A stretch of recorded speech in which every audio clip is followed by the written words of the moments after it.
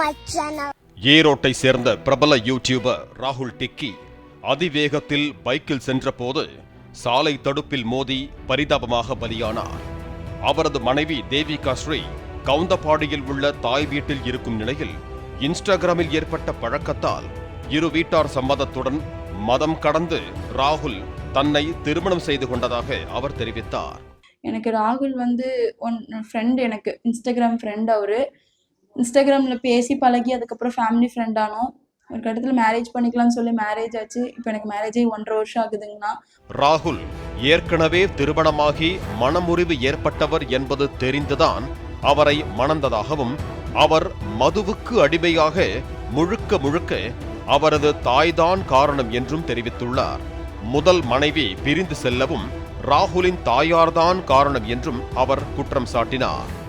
இந்த குடிப்பழக்கத்துக்கு எப்படி அடிமையானார்னா, என் மாமியார் கல்யாணத்துக்கு முன்னாடியே அவர் சம்பாரிச்சுட்டு வந்தார்னா, உனக்கு உடம்பு சலுப்பா இருக்கான்னு சரி கேட்கும் போதெல்லாம், சரி ராகுல் வாங்கிக்கோ, சரி குடிச்சுக்கோ அப்படின்னு சொல்லி கொடுத்து காசு கொடுத்து வீட்லயே வாங்கிட்டு வந்து குடிக்க வச்சு பழகுனதுதான் இந்த பழக்கம்.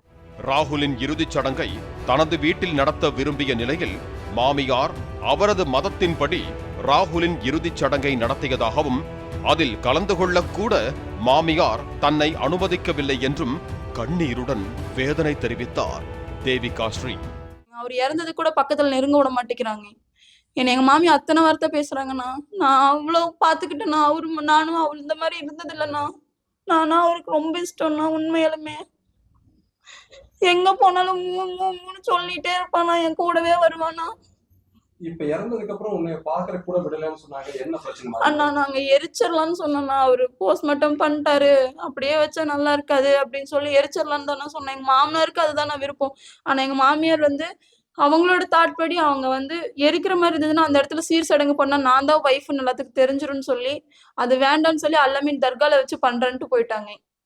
அங்க பண்ணதுனால அழுகக்கூடாது, தொட்டு கும்பிடக்கூடாதுன்னு சொல்லி நிறைய ரூல்ஸ் போட்டு ஒரு ஓரமா நிக்க வச்சு நிறைய வார்த்தை பேசிட்டாங்கண்ணா.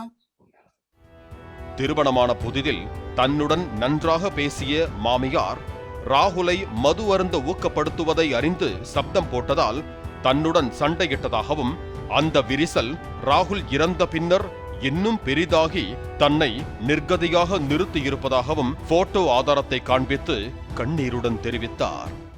மேரேஜ் ஆனதுக்கு அப்புறம் நான் சொன்னேன், மா இது லைஃப்ல செட் ஆகாதுமா, இப்படி குடிச்சு பழகாதீங்க அப்படின்னு சொன்னதுக்கு, அப்ப நான் பழகிறேன்னு முத சண்டை என் மாமியாருக்கு எனக்கு இதனாலதான் வந்துச்சு. ஒரு கட்டத்துல இது ரொம்ப அதிகமாகுச்சு. என் மாமியார் வீட்டுல இருக்கும்போது ரொம்ப அதிகமாச்சு.